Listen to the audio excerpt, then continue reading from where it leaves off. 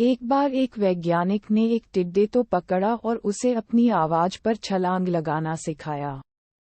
वैज्ञानिक टिड्डे से कहता कूदो, टिड्डा उसके आवाज सुनते ही जोर से छलांग लगा देता। अब वह वैज्ञानिक था तो प्रयोग करना बनता ही था। उन्होंने टिड्डे की छलांग पर प्रयोग किया।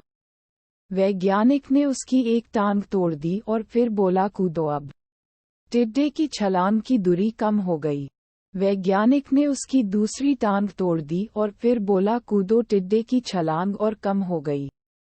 अब तोड़ी गई उसकी तीसरी टांग, फिर छलांग की दूरी और कम हो गई। एक एक करके बेचारे टिड्डे की सारी टांगें तोड़ दी गई। अब आखिरी टांग टूटने पर जब उससे कहा गया कूदो तो वह हिल भी नहीं पाया। अब वैज्ञानिक ने अपना निष्कर्ष अपनी डायरी में लिखा। जानते हो उसने क्या लिखा? जब टिड्डे की एक टांग तोड़ी गई तो वह थोड़ा बहरा हो गया।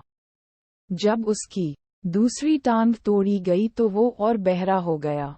हर टांग टूटने के साथ वो और बहरा होता गया। और सारी टांग टूटने के बाद वह बिल्कुल बहरा हो गया। अब जोर जोर से चिल्लाने का भी उस पर कोई असर नहीं हुआ।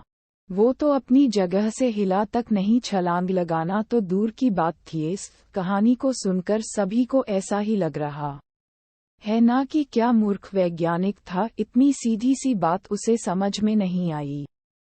या कुछ लोग ये भी सोच रहे होंगे कि ये तो किसी बच्चे को भी पता है कि टिड्डे की छलांग उसके टांग टूटने की वजह से कम होती जा रही थी, ना कि वह बहरा हो गया था।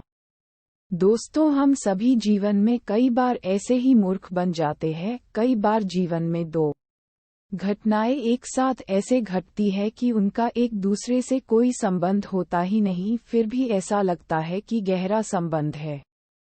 कभी कभी दिखता कुछ और है लेकिन समझ कुछ और आता है और वास्तव में होता कुछ और है। इसीलिए अगर पछताना नहीं है तो जीवन में जल्दबाजी में कोई निर्णय ना ले, हमेशा समझबूझ का इस्तेमाल करे। सावधानी बरते, नतीजे सोच विचार कर ही निकाले। दोस्तों, आपको मोटिवेशन की आग पर ये छोटी छोटी कहानियाँ और सिख कैसी लग रही है? सब्सक्राइब कीजिए CPS स्टोरी हिंदी को। धन्यवाद।